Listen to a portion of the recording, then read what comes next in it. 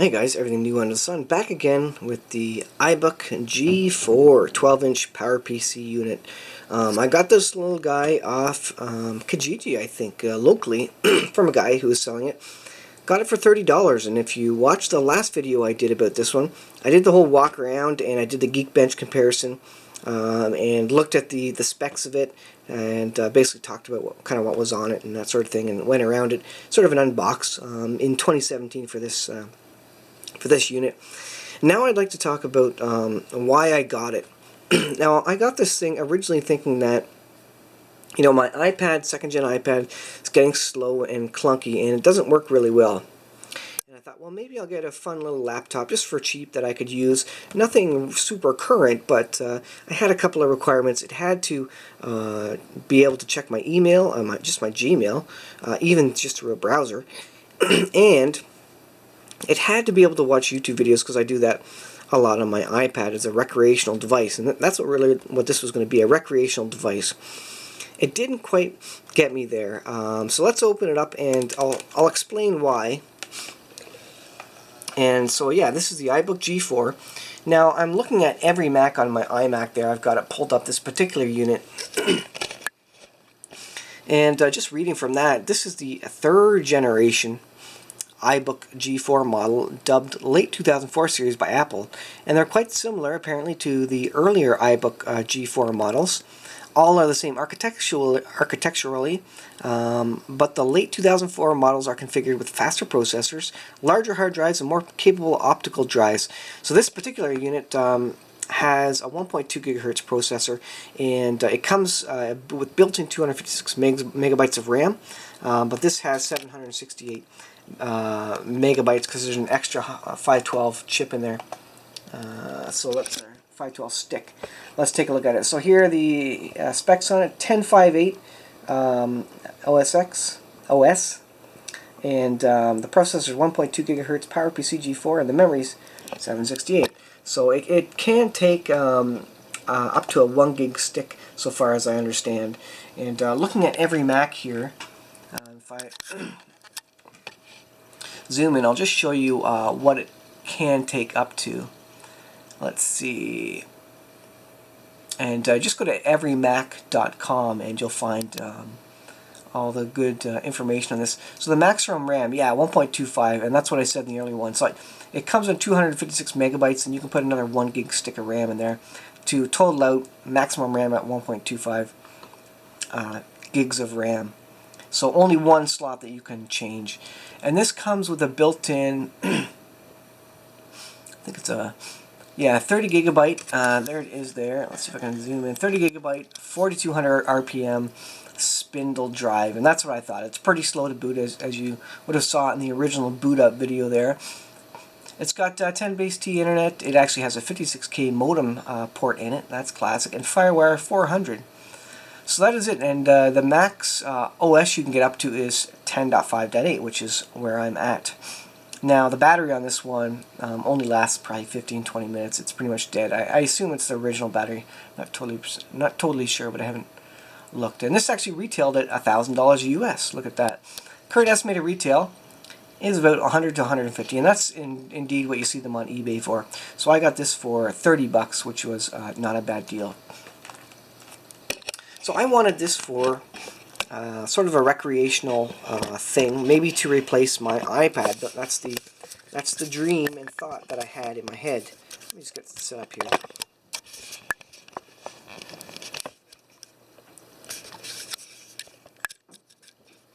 And like I said, I wanted it to do Gmail and use the wrong mouse, Gmail and YouTube. Now I found that Gmail does work. Let me go to Gmail here, and you can see that it does load up, but it's the text version. Alright, so let's go to YouTube here, and we'll just see how that comes up.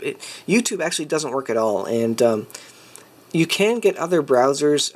One browser that works is Aurora, and I'll show you it on Aurora, but let's just go to a thing here, and half the speed of this is due to my internet. My internet's really slow. But most of it's due to just the performance of the unit trying to actually load the page. So I'm just going to click on one of these videos down here. And of course, Safari doesn't support HTML5, so that's I think that's what it is, and going to end up giving us for an error. Just give it a second here to load up, and it should be loaded already by now. It's just this is all CPU. You can kind of, I don't know if you can see the CPU up in the top here, but a lot of user CPU. And there's this bouncing spinning ball of death. Alright, so there you can see the video playing. And actually, it seems to be playing this. It wasn't playing for me before on Safari. That's actually not too bad. That's interesting. And it's actually playing a little better, actually, than the Aurora was. I just want to say congratulations to those of you out here who did. You can get a taste of the audio there. Call with regard to our. So it does barely do YouTube. It's a little bit blocky, chunky, but that wasn't too bad actually. I didn't expect that. In my testing, I wasn't able to do it. I've tried 10.4 Fox on here. That didn't work very well. It chugged power. I put Aurora on here, which is another one which is supposed to work really well. And I'll load that one up. You can see it bouncing at the bottom there. And this one plays YouTube very blockily as well. Let me just go to, let's see, go to Wikipedia. I'll load something that's going to stop loading for a sec here. Alright, and I'll minimize Safari. And so here's Aurora starting up. Now I'll load up Activity Monitor as well. You notice that the unit is actually fairly responsive on the desktop actually, so that's not bad.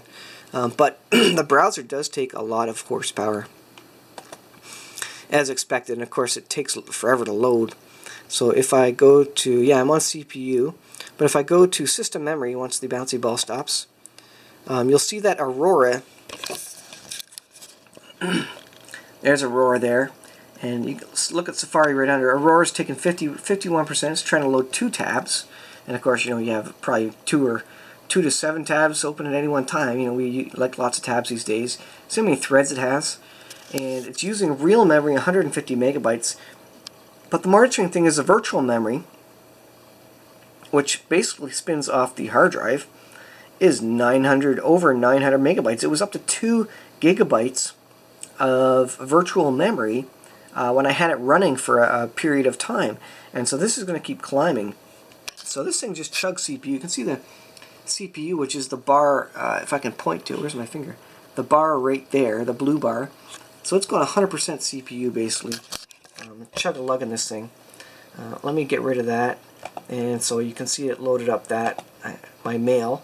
It will do not just the text Gmail. Forget it, maybe it's 10.4 Fox that does not just the text email. I was looking at some RAM here for this unit. You can get a gig stick for $17. But anyways, I found that, well, for one thing, it doesn't have any camera on it. It does have a microphone over here. So I couldn't very well do YouTube videos, and it certainly wouldn't be good for crunching, rendering videos, so that wouldn't work. It gets fairly hot, so as a recreational thing that I'm sitting on the couch and typing away, it gets fairly warm on your lap, all things considered. But if I put a SSD in there, which is probably about, I think it's about $50 for IDE SSD, it would be cooler, and it should be a lot faster as well. Even using virtual memory, the browser using virtual memory, that should actually speed it up significantly. So actually, now that I saw YouTube running in Safari, which it wasn't the other day, which is interesting, I don't know if I could. The other odd thing I found was that in settings I couldn't turn it down. You see the quality is kind of locked at 360, and I don't know why that is. I wish I could turn that down, because if I could, down to 144 or something. Well, 240 might work, but on my iMac I have the option of 144. So if I could put it down that high, it would be a smoother frame rate. Let's try that. I don't want to show too much of the video, but let's see if it will play like that. And of course, this is with Aurora in the back as well. Hey everybody, it's me, Gregory Manarino. How are you today? It is Thursday, February 2nd. Well, there it's working not too bad, all things considered. It's actually going fairly smoothly at 240. It's chugging on the internet because my internet's slow, but nothing I can do with that. It is what it is. So that's, yeah, that's interesting. And of course, there's no right click on this thing. You can't right click the side of it like you can on the new ones.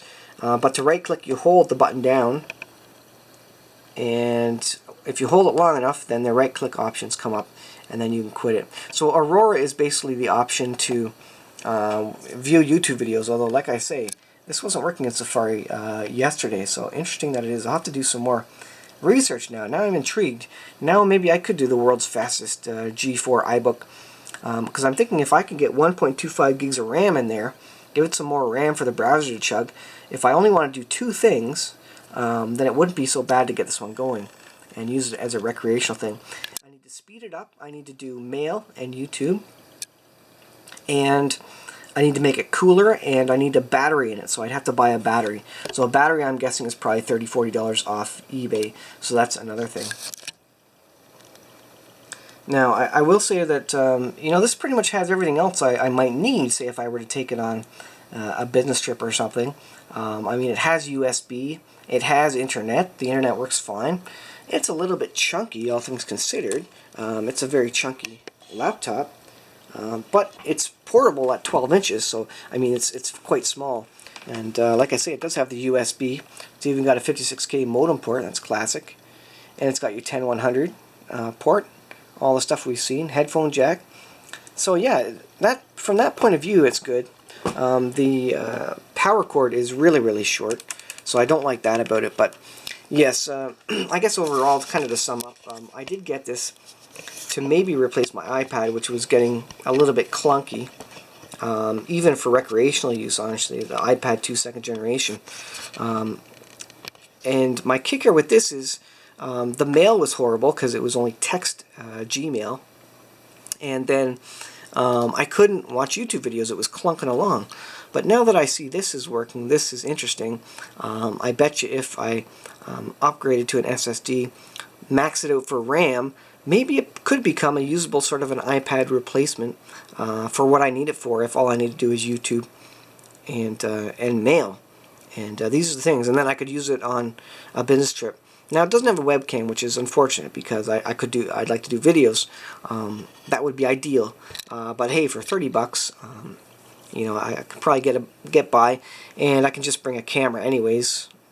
How I'm taping this, if I really want to do that, or it might even be fun to try, the iSight camera for this. So that could be another interesting thing that I could do a review on. So this was turning in to be you know, this G4 is obsolete and I can't use it. And now, just as I watch this, this is maybe turning into something is actually usable. Let me try one more here and see just how another one works. Again, my internet is a bit of a bottleneck. Start investing in gold and silver at sdbullion.com today and join over 35,000 precious metals investors who have made I think the you can switch see how it's clunky. to the lowest gold and silver prices in the industry. Stop. SD Bullion recently claimed a spot on the prestigious. There you go. You see how slow it is reacting to things. If I max out the RAM, maybe that will help. But I've already got 768, so I guess doubling that definitely will help. And if it's using so much virtual RAM, let me go back and I'll show you how much virtual RAM it's using. So still, well, this is Safari. Now I don't have Aurora going. Safari's using almost a gigabyte of virtual RAM, so it's using the hard drive like memory, and obviously that is never good at all. Now there may be other things I can turn off, like Apple VNC Server, iTunes Helper, that will improve performance as well. The UI from this point of view is very responsive, and so the UI is not a problem. But yesterday when I was testing this, I was having issues with the browser just being so slow that they were unusable effectively, and so I'm not sure why that is.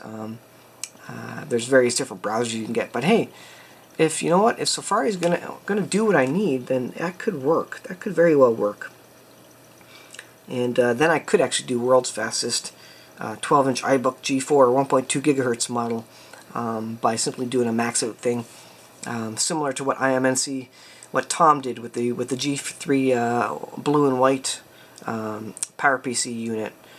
So that'd be interesting. So maybe I'll look ahead to that. I'm not going to say I'm going to do that, but just thought I'd give you that introduction and give you the why and the how of why I got this iBook G4, and a little look at it, and if I do another video, then we'll take a look at that. Anyways, I hope you enjoyed that. If you have any ideas for how I could speed this thing up other than simply updating the hardware on it, let me know. I don't think there is, but there may be. I may be able to get Onyx software for it, just to optimize it. It's not a fresh install, and maybe a fresh install would actually speed it up quite a bit. I'm not sure, but definitely an SSD I think would really make it much snappier in general. And then if it is using the hard drive for virtual memory, then it should read that a lot more quickly as well. Even over IDE, at least it will be instant in terms of its read, whereas this one, 4200 RPM drive, you know it's going to be slow. Let's flip this over, and we'll take a look at the battery and the port for the memory before I leave you, and just give you the full rounded overview of it. Let's shut this thing down.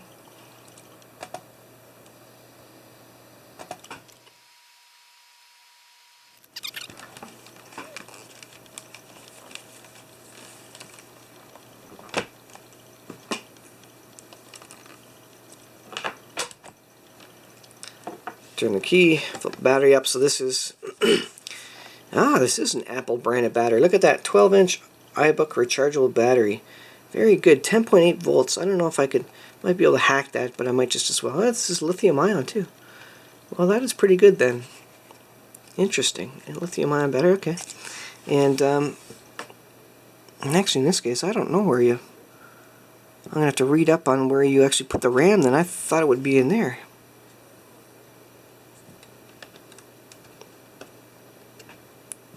Well, there you go. Shows you how much I know about this. Probably a couple of Allen keys to pop that off and pop the RAM in there. I'll have to check out the iFixit site. But yeah, so this battery, to make it portable, I'll definitely want to get a new battery here. This battery does last for a little while. I'll have to actually test it and see how long it leaves it going for. But definitely getting a new battery would really refresh the life. It's a chance I take, you know, to spend $100 to make this thing into basically something that will just barely maybe replace my iPad, if that. But it could be interesting, and then I'll end up with basically a maxed out, real nice iBook as fast as it can go. At which point, if I do that, then I'll do the world's fastest 12-inch iBook G4 1.2 gigahertz unit with maxed out specs, and get the Geekbench numbers all done up for it, and that should be interesting anyways as a video series. Let me know if you're interested in that. Would you watch the world's fastest iBook G4 1.2 gigahertz? You know, I don't have the 1.4 gigahertz. That's unfortunate, but I could at least try emulate the world's fastest G4 iBook 12-inch 1.2 gigahertz laptop. So let me know if you think that's a cool idea. Anyways, I will leave it there, guys. Thanks for watching. Hope you enjoyed it, and we'll see you guys in the next video.